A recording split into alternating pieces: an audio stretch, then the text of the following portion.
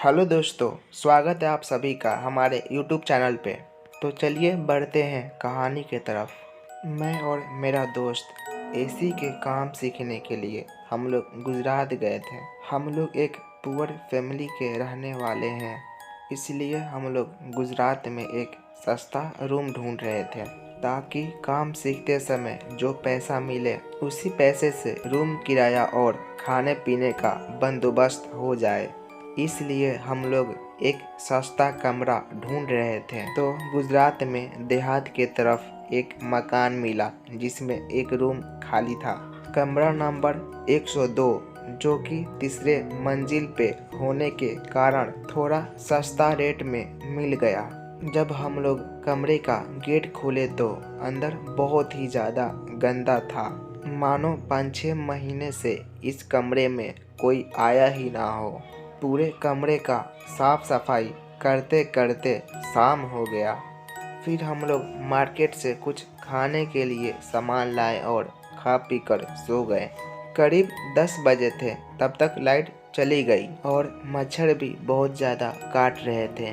तो मैं उठकर खिड़की के तरफ एक छोटा सा सोफ़ा था उसी पर लेट गया।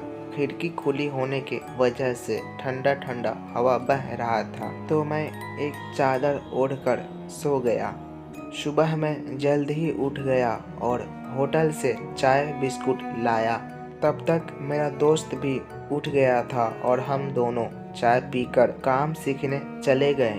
4-5 दिन तक रोज 10 बजे तक लाइट चला जाता था, तो मैं खिड़की के पास जाकर सो जाता था। एक दिन मैंने अपने दोस्त से पूछा, लाइट जाने के बाद इतने सारे मच्छर काटते हैं, उसके बाद भी तुम यहीं पे सो जाते हो? मैं तो इस सोफे पे जाकर आराम से सो जाता हूँ। तो मेरा दोस्त बोला, कितना झूठ बोलते हो, रोज़ हम लोग साथ में ही सोते हैं। तो मैंने कहा, 10 बजे के करीब रोज़ लाइट चली जाती है तो मैं सोफे पे जाकर सो जाता हूँ। तो मेरा दोस्त बोला, अरे कितना झूठ बोलेगा, तुम मेरे साथ ही तो सोता है, तुम्हारा हाथ हमेशा मेरे मुंह पर रहता है। तो मैं सोचने लगा, जब मैं वहाँ पर सोता हूँ तो फिर इसके पास कौन सो जाता है, क्योंकि मेरा दोस्त झूठ नहीं बोलता और मैं भी झूठ नहीं बोल रहा हूँ। फिर मैं रात होने का इंतज़ार करने लगा। हर बार की तरह इस बार भी रात को लाइट चली गई और मैं सोफे पे जाकर सोने का नाटक करने लगा। करीब 2 घंटे बाद मैंने कमरे के लाइट को ऑन कर दिया। एक्चुअली उस रात लाइट कटी नहीं थी, मैंने लाइट को ऑफ कर दिया था। लाइट को ऑन होते ही मैंने देखा कि मेरे दोस्त के सर के पास एक भूत बैठा हुआ था।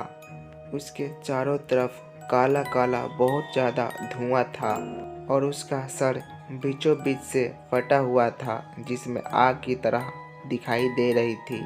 वह भूत मेरे दोस्त के सर पे हाथ रख के पता नहीं क्या कर रहा था। मैं डर के मारे बहुत तेज चीखा। मेरी आवाज़ सुनकर मेरा दोस्त उठ गया और साथ में ही मकान के सभी लोग इकट्ठे हो गए। तब तक वह भूत वहाँ से गायब हो चुका था। मेरा दोस्त मुझसे पूछा, क्या हुआ, तुम क्यों इतने तेज चिल्लाए? तो मैंने सारी बातें बताई, जिसे सुनकर मकान में रहने वाले कुछ लोगों ने कहा, इस कमरे में रहोगे तो तुम्हें भूत प्रेत दिखाई देगा ही।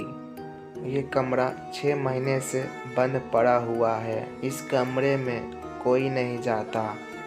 फिर हम लोग कमरे को खाली कर दिए।